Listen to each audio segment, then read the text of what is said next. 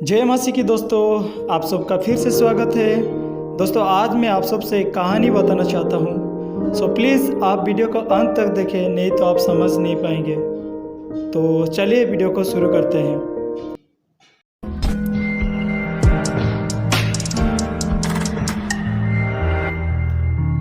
तो दोस्तों, किसी शहर में एक व्यक्ति था जो बड़ा धनवान और सामर्थ्य इंसान था। उसके पास पैसा या ऐश आराम की कोई कमी नहीं थी। राजमहल जैसा आलीशान घर, बड़े बड़े लग्जरी गाड़ी, पर्सनल प्राइवेट जेट, घर में काम करने के लिए नौकर चाकर और किसी चीज़ की कोई कमी नहीं थी। लेकिन उसके पास एक कमी थी।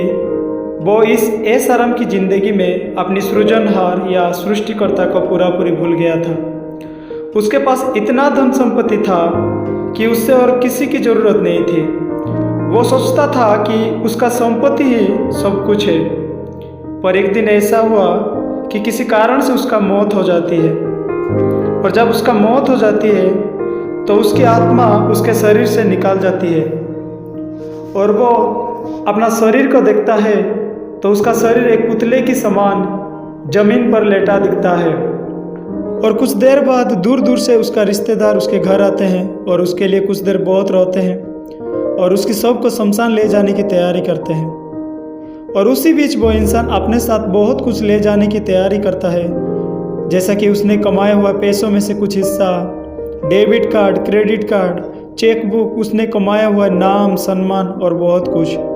लेकिन उसके हाथों कुछ भी नहीं आता है और लोग उसे शमशान ले जाते और उसे दफनाने लग जाते हैं। और वो इंसान ये सब देख के बहुत उदास हो जाता है और अपने आप से बोलता है, मैं ज़िंदगी में इतना संपत्ति कमाया है, लेकिन आज मैं अपने साथ एक सिक्का भी नहीं लेके जा पा रहा हूँ। और उसी बीच लोग उसकी शव दफनाने की काम समाप्त करते हैं और अपने अपने घर चले जाते हैं।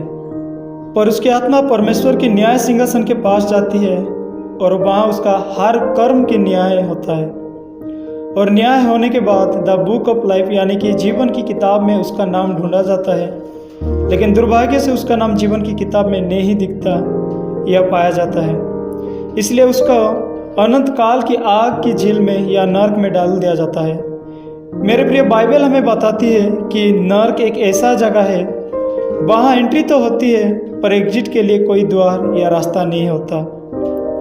वहाँ का पीड़ा अनंत काल का है, कभी खत्म ना होगा। और दिन रात 24 घंटा सिर्फ रोना चिल्लाना और दांतों का पिसना ही होगा। तो जब उस व्यक्ति को उस झील में डाल दिया जाता है तो वो पीड़ा के कारण बहुत चिल्लाता, रोता और मन ही मन सोचता है, मैं जीते जी जिन सब चीज़ों के लिए अपना जीवन बर्बाद किया, उनमें से कोई भी मेरे साथ आज नहीं है। और मेरे मेन पावर और मनी पावर के कारण मैं संसार में बहुत कुछ कमाया, नाम कमाया, सम्मान कमाया और पैसों के कारण मैं बड़े बड़े काम करवाया और पैसों ने मुझे बहुत बार बचाया है। लेकिन यहाँ से मुझे कौन बचाएगा? काश मैं भी इन सब व्यर्थ के पीछे ना भाग के परमेश्वर के पीछे अपने जीवन बिताया होता। काश मैं भी परमेश्वर के वचनों के हिसाब से अपनी ज़िंदगी बिताया होता तो आज मैं इस जगह पे ना होता। वो बहुत चिल्लाता, रोता और पछताता है, लेकिन उससे बचाने और उसकी सुनने वाला वहाँ कोई नहीं होता। क्योंकि मेरे प्रिय, बाइबल ये बताती है मृत्यु के बाद कोई पश्चाताप नहीं होता। तो दोस्तों, इस कहानी से हमें ये सीख मिलती है, हो सकता है संसार में आप बहुत बड़ा और सामर्थ्य इंसान होंगे, आपके पास बहुत संपत्ति होगा, पावर होगा, आपका नाम होगा, सम्मान होगा, आपके पास बहुत कुछ होगा। लेकिन एक बात हमेशा याद रखना, ये धन संपत्ति, ये पावर, नाम, सम्मान और मन मर्जी तब तक है जब तक हम जीवित हैं। लेकिन जब हम मर जाएंगे तो हम आए थे खाली और खाली ही लौट जाएंगे। इनमें से कोई एक भी अपने साथ लेके नहीं जा पाएंगे और हमारी आत्मा उस न्यायवान खुदा के पास जाएगी और वहाँ हम सब की न्याय होगा। और जिसका नाम जीवन की किताब में ना होगा, उन सब को उस अनंत काल की आग की झील में डाल दिया जाएगा। इसीलिए सब उपदेशक 12:1 में इस प्रकार लिखा है, अपनी जवानी के दिनों में अपने सृजनहार को स्मरण रख, इससे पहले कि विपत्ति के दिन और बेवर्ष आए, जिनमें तू कहे कि मेरा मन इनमें नहीं लगता। तो मेरे प्रियो, आज हमारे पास समय है कि अपने सृजनहार को जानने या उसे स्मरण रखने के लिए। आज समय है उसके वचनों पर चलने के लिए, और आज हमारे पास समय है पश्चाताप करने के लिए।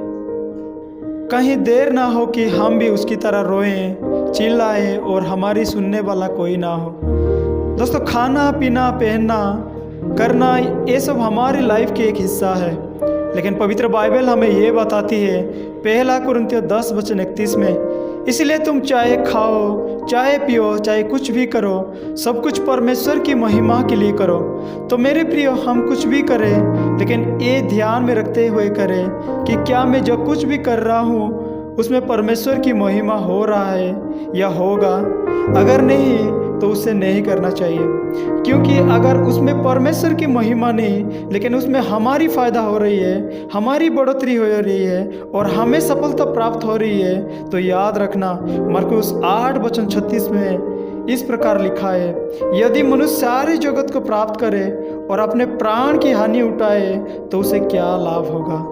तो मेरे प्रियो, क्या फ़ायदा उस बढ़ोतरी की, क्या फ़ायदा उस लाभ की और क्या फ़ायदा उस सफलता की जो हमारे ही आत्मा की विनाश के कारण बने।